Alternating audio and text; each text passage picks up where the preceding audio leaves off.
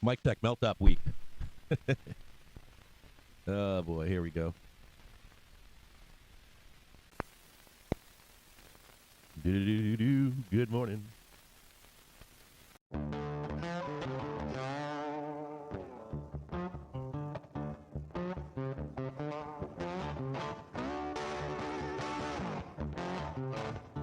Check one.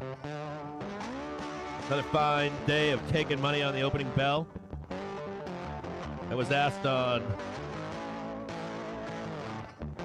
made a post on Twitter this morning.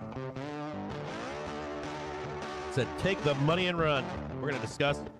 Seems like every month or so we have to rediscuss this for people.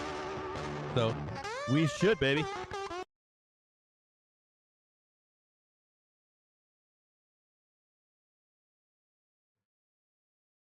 Allow all comments. Sort by newest. Subscribe is any duration. Save. Morning out there. How y'all doing out there this morning?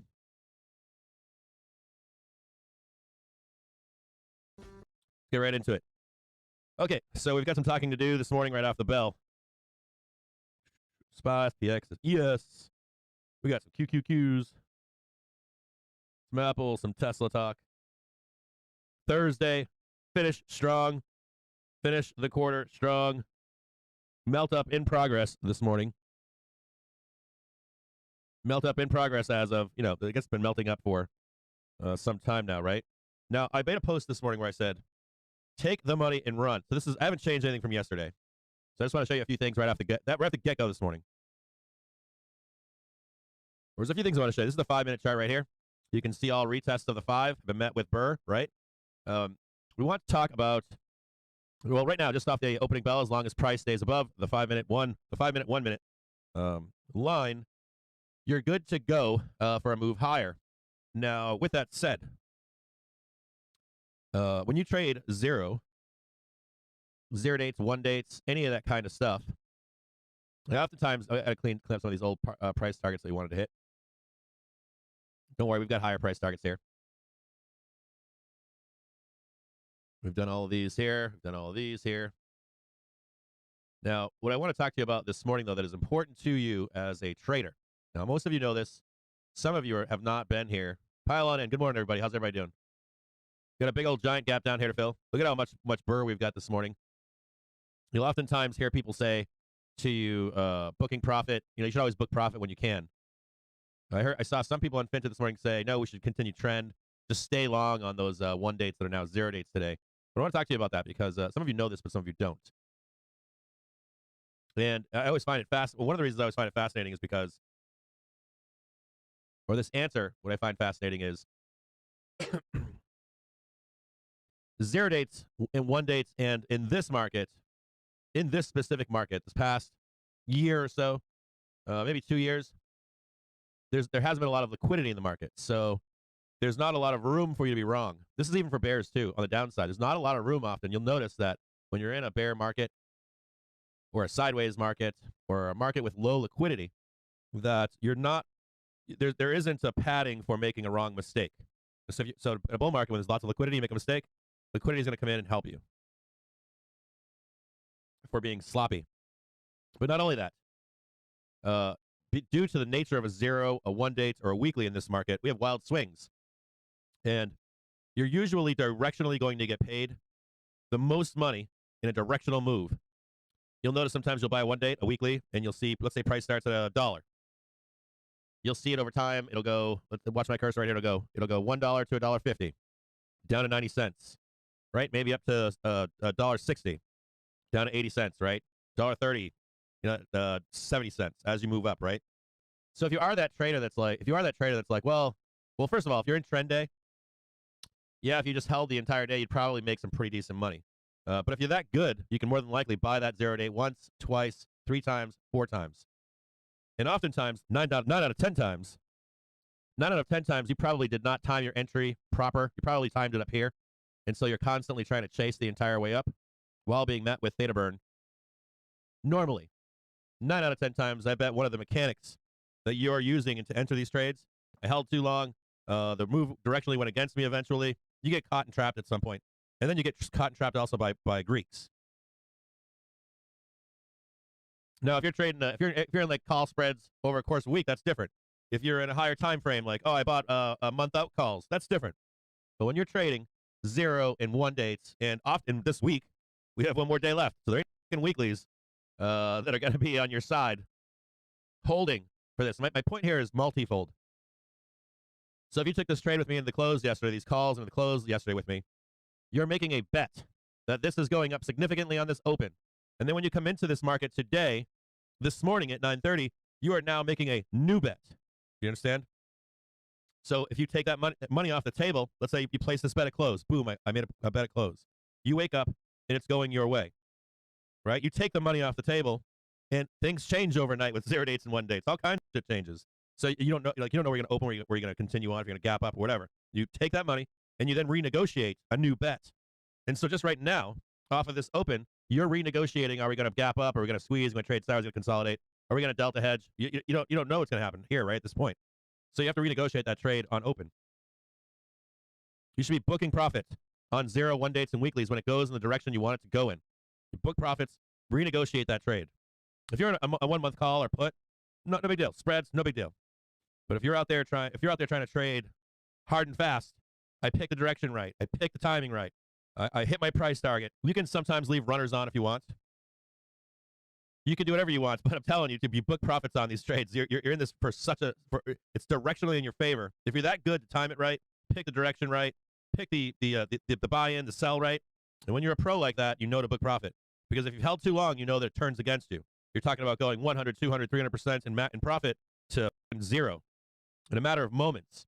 You can see premium drop out. There's all kinds of stuff, but it's a new bet is my point to you. You're now making a new bet. Are we going up? How high are we going? Are we going to consolidate? Are we going to close this gap down below? Are we going to close this gap? We'll talk about gaps too. We've got trapped shorts right here, right? This morning, another round of trapped shorts. Trapped shorts down here now. I don't know if we have any more that I can see right now, but just those two groups right here, and here. We call these guys zombie bulls. These are bears that are now trapped for us to go higher. What else did I tell you yesterday? I said to you, if we close this gap, structurally, we'll be better off to go higher. If we leave this gap behind, we can still go higher into Friday, but we're not structurally sound. We don't always come back to fill gaps, but we oftentimes do, especially in this market. This market has become very efficient, no liquidity, and trying to erase place in the COVID bull run. You'll notice if you start looking at individual tickers, ETFs, doesn't matter. This specific year and last year, mostly, we have cleaned up gaps all over the fucking place. Up, down. We don't leave that many gaps right now. Low liquidity, highly efficient market right now. We don't often leave these gaps, and you see that we are. We are sitting on top of this next price target, right? Traded above it. Now consolidating for it for a move higher. As long as we stay above the 1 minute, you renegotiate the trade. If you're bullish here, you renegotiate that trade with a target above. But always book profits on 0 and 1 dates. Statistically, probability speaking, you're going to get torched enough. And then here's the other part. If I buy, let's say I buy a 0 date down here. This is the biggest part. If I buy a 0 date right here, right, 401.48, I buy a 404, right? I bought this 404 back here. I should be booking profit, cha-ching, take the money, right? And then I look for cheaper 1 or 0 dates right here for the next target higher. Does that make sense? That's where I'll be like, hey, I'm going to take all this money. I put in 10 grand. Boom, I just made $30,000. Okay, I'm going to take another 10 grand or 5 grand. If this is a riskier bet here, right? And I'm going to buy cheaper options. I'm not going to stay in an option that went from $1 to $3 and be like, fuck it, I'm just going to ride $3 options. They're going to 12, right? I'm going to buy 50 cents, 25 cents, something that I can get some premium kick if anybody jumps on them later on. There's all kinds of like mechanics in the background why you should take the money run, and renegotiate that trade higher if you think that's where we're going. Especially on 0 or 1 dates. If none of you have ever been there, I've been there. Where I got like a 25-cent option, it just runs up $2, $3, $4. Wake up the next morning, 10 cents. You're just like, what did I do? I should have booked profit, re-entered a trade at a cheaper price. If I buy a 30-cent option and it goes to fucking 10 cents, 5 cents, not so bad. if I have a $3, $4 option, it goes down to 10 cents. You know where you see this a lot of times where you get really hurt? Tesla, you can have like a dollar option go to $30. You used to be able to. Like all the time, you have like a $1, $2, $3 option go like 10, 15, 20, 30. It's the same kind of thing on a different scale. But the volatility of that option, you can see a $20 option go to $1, right? And you can get really torched in these trades. Is my point. You can get killed in these options. So if you're going to make that bet right now, so think about this: you got a dollar option that's now $3. Then you're trying to trade the SPY on a 0 date going here. I'd much rather buy a 10-cent or 30-cent option, 50-cent option, and just scrape all that $1 to $3, take that $2 away, and then go back in with less money. A lot of you guys that lose money are like, well, I bought an option for 10 cents and went to $1. I'm going to diamond hand it until I make $5. Or I'm going to double down, or I'm going to stay in it. That does sometimes work. But if you're going to do that and you're that good, then you might, even on a trend day, you might as well take each rip. You like take the rip, reset, take the rip, reset, take the rip, reset, take the rip, reset. You'll actually max even higher. You'll make even more gains than if you just held all day long. I guess that's the rest of my point is. If you're really trying to make that much money, if you're that much of a rock star, all-star, you can jump in and out, in and out, in and out. You've seen us do the program. In and out, in and out, in and out, in and out, in and out. Does that make sense? Sometimes in these, like right now at this moment, sometimes if you're a long time day trader on 0 dates, not so much in SPX but SPY, you'll even see us the repricing of options, even though we're going up right now, trying to crank on this. So you renegotiate your price, right? You take the money and run here. You rebuy an option down here, right? A cheaper option, right? And you have a price target above that you want to go to. Make sense? Now trading 404.34. Trading above the 1 minute here. Bullish above this line right here. Take the money and run. Renegotiate the trade once more. Book profit. And if you're one of those people that don't set stop losses, you can take 10 cuts to get one 300% trade. If you're one of those person that doesn't set stop limits, you should always at least have your trigger to take the other side of the trade or slam a stop limit. As a matter of fact, most of you have seen me lose. Most of my losing trades here on this program is when I fucking don't have a stop. Most of the time. Most of the time when you see me have to take the other side of the trade is when I don't have a stop.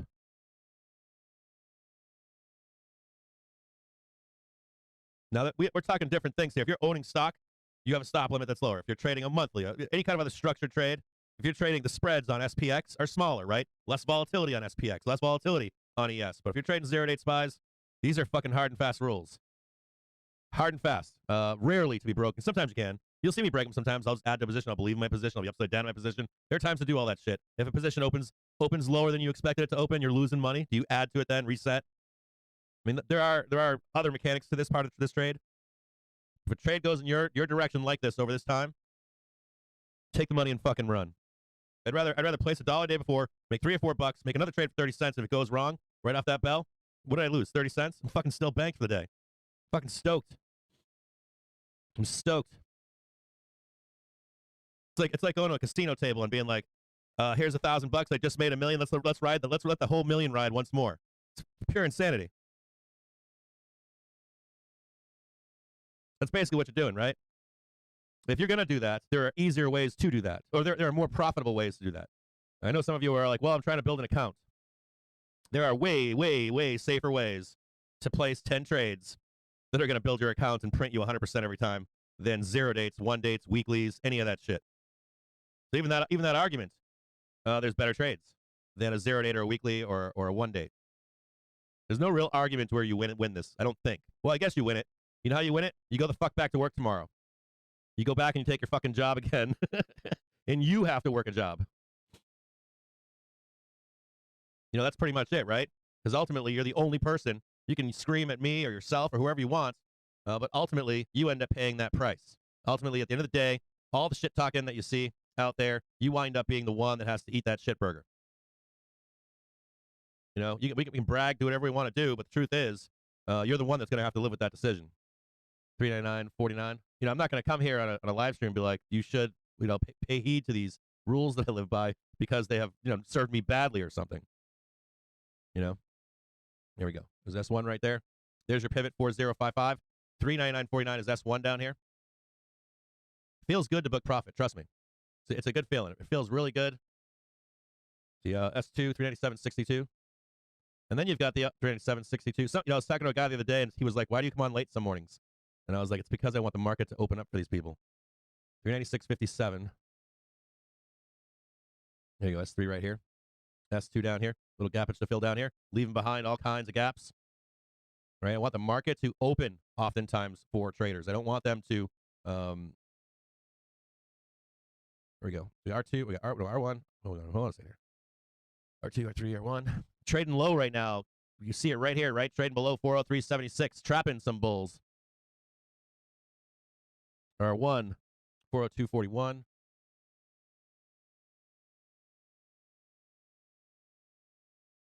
Get rid of that now.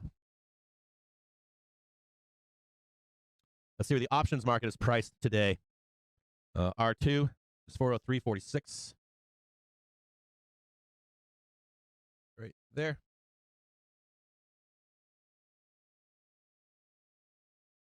R3 405.33, baby. Woo! Right there. R3. If you're not a trader, if you're a paper trader, days like today, if you were paper trading yesterday, you should be watching the mechanics of the options chain on 1dates, on 0dates, on 2dates that you have left for this week, and just watch the rise and fall of option pricing. And if I can do this morning, I will. But if I can't, I don't know if I can. I think I'd have to turn off. I have to make another instance of not Tasty, of Think or Swim. But I'm going to explain something else that's kind of cool to you. I used to use this frequently, but I don't use it as much as I should, and I wanted to reintroduce it. I want to introduce it in the show. Let me do this for you. Hang tight here, guys. We have hourly support is at $3.99.80. $3.99, way down here. $3.99.80. That's our hourly trigger. This is where real support is. So a real trend buy-in. If you're like, I want to buy into this, it's down here. So the smart money is down here. This is FOMO money up here. Smart money, entry down here.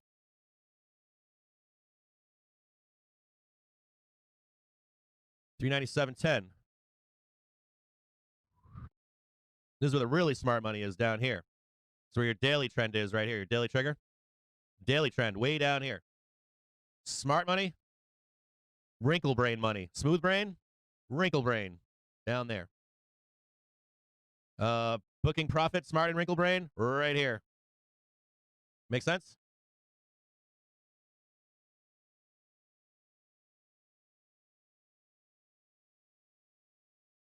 Right here. Here's your weekly trigger.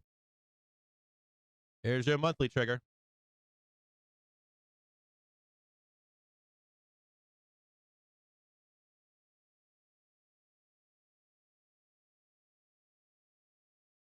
All right, not bad, not bad. Get rid of that H line right there. Clean some of this up so you can have a nice clean chart for yourself this morning. What I do want to talk to you about here is this: got a 1 minute cross below. Price is below the 1 minute. That's bearish, right? On a 5 minute chart, price below the 1 minute is bearish.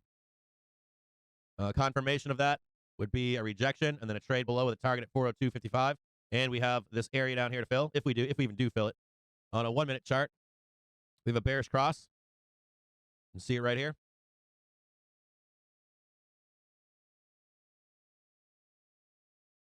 Bear O plane, right? It's now 10:12 a.m. They just need a new low by 10:15. And they kind of tagged it, right? They tagged R2 already. Ting. Right, so I actually don't need the 12:50. Oh, there we go. Woo! Hello, ladies. There goes your 12. There goes your 10:15. New low. Damn. How's that feel? Does that hurt? Did that hurt? You feel that one? Did you feel that? Did you feel good taking profit? Did you feel good? Oh, wait a minute. Hold on. Watch this one right here. Kraken files pre-registration undertaking in Canada. You got another one right about here. This is where the gap began, actually, right here. You actually see it right there. How'd that feel? You get slapped in the face on that one? You got bear rage this morning? Well, not only that, I want to show you something. See this right here? I was trying to explain this yesterday, and I had a hard time explaining it, and I made a comment on, I think it was Cheddarflow made a comment that they had said the JPM collar. They said the JPM collar is offset. They said they made a great point, and they got great data. They were like, JPM collar is offset by JPM buying 0-date calls to not disrupt the market with these large trades. And I was like, yes, JPM does do that, heading into EOQ, EOM, right? I was like, they do that. I was like, but there are many, many, many hedges that come in this market heading into end of quarter in a month that are not hedged with 0-date calls in their favor. And you do oftentimes have a brief moment before it impacts the market. You'll get like a 20 seconds to 1 minute. He does a great job of this too. I'm going to give a shout out to Flow Algo. Of all the flow services out there, Flow Algo is the best flow service for only picking the choicest of unusual flow. And they shine during end of month, end of quarter days, because you will see like a $20 million in puts or $100 million in puts hit the market, hit the tape without call flow, and like seconds later you'll see boom, the market drops briefly out from underneath you, like boom, right? And that's probably part of this action right here. And double wide cap or I think it was double wide. I forget who it was that said it this morning, but one of my friends on FinTwit said something like I forget how he described it. But I was like, it's like a bumpy road. I was like, these last couple days, you're just sitting there going along, and all of a sudden the floor drops out, then it comes back up, and then the floor drops out, and it comes back up, and the floor drops out on you. So you'll see this action. You'll see a little bit of it today, but you'll see more of it tomorrow. It was kind of funny to watch that right then and there. Selling into strength with size. Well, some of it's selling into strength with size, some of it's market positioning for the next quarter. So there you go, right down there. Look at that bloodbath. Woo, baby. Is this easy for a bear? No. So you have the initial reaction of someone placing a large bid or a large bet, right? A bet of size, and then oftentimes 20 minutes later, you'll see dealers take the opposite side of that trade. They will hedge that trade and it'll swing back on the high again. To be very violent moves. I guess I want to describe it like driving down a dirt road and after a rainstorm, then you see puddles, but you don't know how deep the craters are. So you just be driving, all of a sudden like wham, and you're like, oh shit, what was that? We'll talk about some other functions here. Oh, and a lot of people like try to blame shit. They're like, it's a layered cake. It's more. It's like someone else said something about like window dressing. And I was like, yeah, it's part of that. There's some window dressing. There's some mark-to-market stuff, MTM stuff that goes on. There's so many mechanics in the background in these days that you can assign them to many different things, right? And that's part of the title this morning, or at least the picture of this video says, reprice the VIX question mark. And it's very much clickbait to some extent. Is do we reprice the VIX? Are we in a new bull market where the VIX needs to go down? Yeah, it's possible that happens.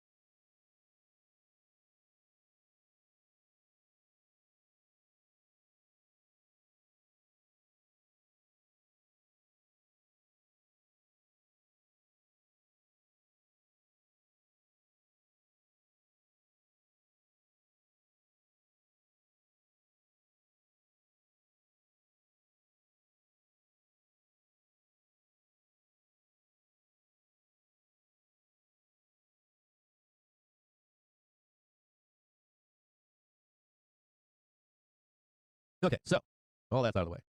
Good morning, by the way. Hope you're all doing well. Thanks for staying strong with me. Thank you for sticking around. for an entire quarter with me. Any of you that have found me this quarter, I want to say thank you for supporting the channel. I want to say thank you for sticking around with me, putting up with me every day. We're here, 6, 7 hours a day, 8 hours a day. We're on FinTwit talking, we're in Discord, having conversations. I guess we're kind of close to know each other more than we might know our regular friends in real life. So I want to say thank you for always being here with me through thick, thin, good, bad, good days, bad days, whatever. We're going to first look at the VIX here. We can see the VIX right now. We have a nice collapse in the VIX. This is a 30-minute chart of the VIX. It's coming into what should be a place, historically right now, of selling, right? The VIX right here. So bulls want to see the selling of the VIX, right? Come back up here, and we want to drown the VIX again and reprice the VIX, right? So the bull wants right there, reprice the VIX. Republicans need to separate budget from debt talk. So on a smaller time frame here in the VIX, kind of a key spot right here, right? So the VIX right now, you want to see the VIX reject here, which it already has at 1948, and begin to make new lows. Now currently the VIX is bullish. See that VIX is bullish. It's above its 1 minute, it's above its 5 minute. We don't want to see the VIX squeeze, or else we can see a quick, fast reversal on this bullishness in the market. So see how we have bullishness right here in the market. We don't want to see happen is price go up and boom, it's a trap for you, and you're gonna get buried in here. Right? You're gonna end up getting trapped in here as a bull. So what are we looking for if you're a bull? Well, if you're a bear, what are you looking for? You're looking for 403.62 to be defended right here. Okay, you're looking for sellers to step right back in right here and try to push us lower, just like they did right here. Okay, if you're a bull, you're just waiting. You're patient. You're a patient bull, right? This is a 5-minute chart. What you're looking for is price to regain above here, right? You want to see price show you the way. If you got trapped in this, remember I always talk about how if you get trapped, that there should be at least one more opportunity, right, to reset your position here. That would mean that you unfuck yourself, and then you wait for confirmation here for the trade higher. Right here, you set the trade up, and then you take it long up here. I always tell you, if you're trapped in a trade and they go boom, they're throwing it down on you, more than likely have an opportunity to unfuck yourself and then actually reset at a more less risky long position, right? You'd be like, oh, Cap would have made money if I just waited here. In truth, you should have entered the trade here, right? You should have let the market open up, right? All that stuff we talk about. Remember that we have sellers here too. So let this open up right now. We'll see if price can regain the 1 minute on the 5-minute chart and can retest it to verify that we're going higher. And that would be just like this right here. We go higher, come back down, and then you'd be looking for this, like green bars taking off here. And this is where you can take this trade in confidence that we are in fact going higher. And you'd be looking for this resistance here as well, because we could come back down and then squeeze up higher here, stops underneath. Make sense? Nice squeeze right now. So we can delete this orange line that we have here. Do we even need to anymore? I guess I don't need to, do we? Hold on here. Right back there. You see it? Going all the way back right there. Oh, look at that right there. To the tick right there. Get rid of that one now.